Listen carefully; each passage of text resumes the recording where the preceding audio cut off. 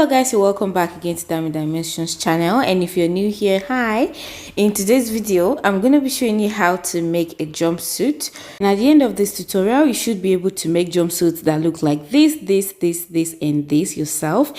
It's pretty easy, so keep on watching and remember to leave a thumbs up and subscribe if you haven't already to the channel. So let's get started. Right here I have a fresh pattern paper, and I'm going to be needing my basic bodice pattern. I have a video on this already on the channel, so you are going to place that basic bodice and trace it out. Just trace out the edges exactly as it is, stopping at the waistline, the tiniest part of your waist. So once you're done tracing, you should have something that looks like this. Let me just show you that I decided to move my waistline up by about 1 inch.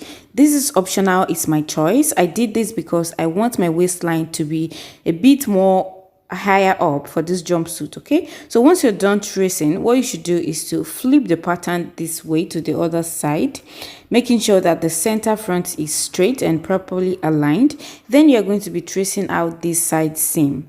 All right, all you need to trace for this side is that side seam edge, like you can see what I'm doing. You can also decide to trace out your seam allowance as well, like I'm doing.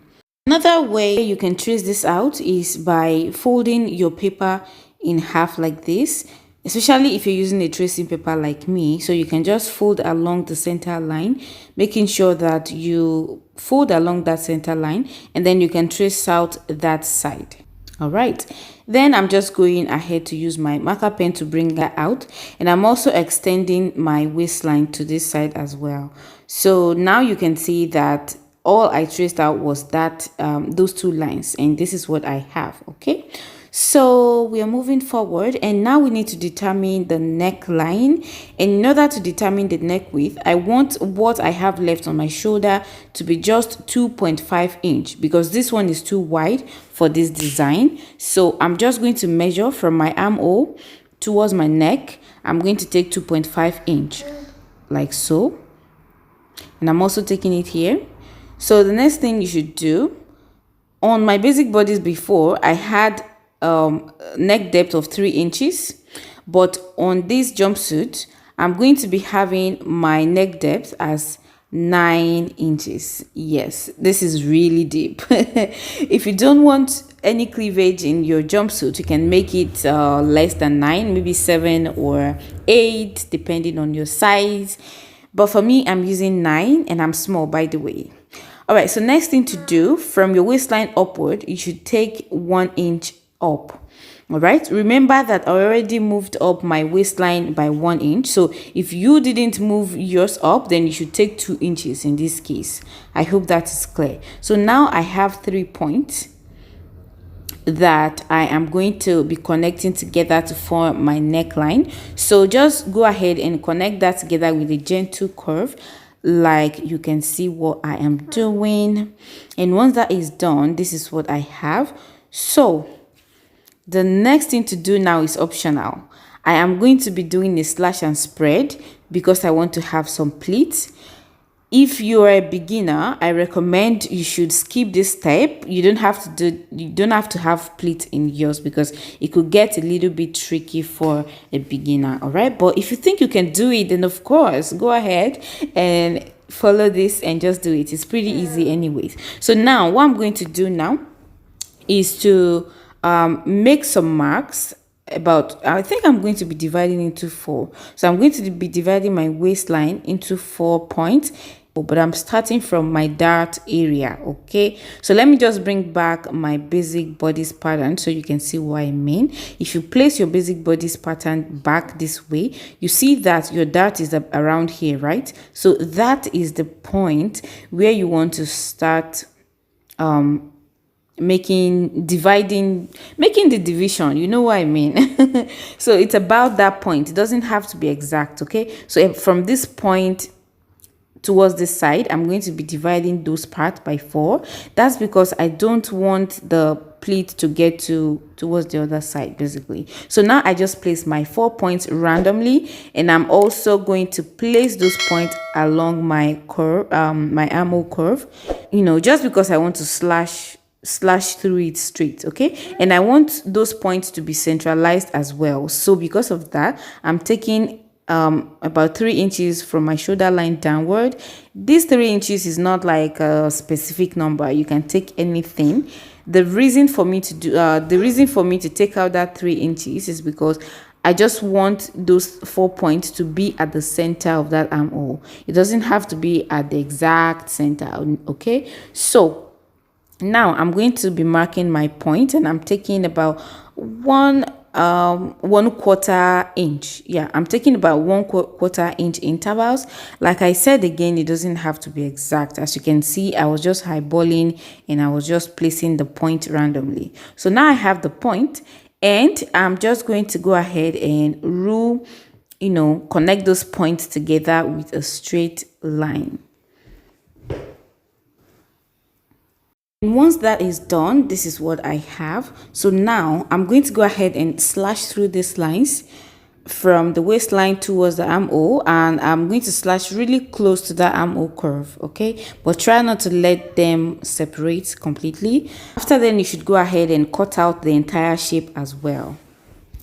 If you've watched this video this far, I hope by now you will leave me the thumbs up if you haven't already. It's just an encouragement that we love and enjoy as a YouTuber.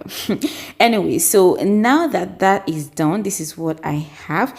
And the next thing you should do is to grab yourself a fresh pattern paper and place this really scattered and slashed pattern on top of it, so we can put them back together nicely. So what you want to do now is to make sure that this part remains straight as it is. So I'm placing something to make that stay in place, and then you are going to start spreading the other pieces apart. And keep in mind that the wider you spread, the more voluminous it's going to be. So for me, I'm going to be making the intervals between them to be at 0.75 or 1 inch maximum 1 inch, because I don't want really deep pleats.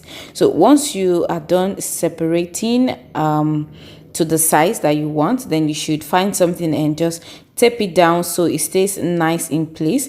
And you should go ahead and repeat the same thing to all of those scattered pieces as well, maintaining about the same space. It doesn't have to be exact again, but just try as much as possible to make it exact at this point, so at least it comes out looking nice. So once all that is done, I tape them down really nicely. This is what I have. So next thing to do now is to trace out the entire shape. All right, and at the waistline, I'm going to be connecting those protruding ends. You can see that some corners are shooting out, so those are the ones I'm going to be connecting, just to make sure I don't run short of fabric by the time I'm pleating. Alternatively, you could just make like a V shape in each of those spaces, so that by the time you pleat, you don't run short of fabric. You can even have excess to trim off, which is okay. So for me, I'm just going to go ahead and connect those each protruding end together, as you can see, and then I'm just going ahead to trace out the rest of the shape. The next thing to do is to add half-inch seam allowance along the neckline, along the armhole, and along the waistline as well. I already have seam allowance on my shoulder line and my side seams, as you can see from my basic bodice pattern. So once that is done, this is what I have. Then you can go ahead and cut out this entire shape. But before I do that, I'm going to be placing some marks just to indicate the part that I need to pleat eventually, because we need to bring those fabrics back together to close up those space. So I'm just placing those marks, as you can see, so I know where to notch on my fabric when I cut. All right, I'm also going to be marking those spots on my armhole as well. So once that is done, then I'm going ahead to cut. If you've learned something so far in this video, remember to leave a thumbs up. Okay, all right, so once I was done cutting, this is what I have. So this is going to be half of my front panel, and the same pattern is going to be the other half, so it's going to mirror each other like this. Stay tuned to see the cutting and stitching video so you don't miss out. All right, so now we're working on the back pattern, and I'm using my basic back pattern obviously, and I'm just placing a fresh pattern paper on top, and I'm going to be tracing it out pretty much the way we did to the front pattern.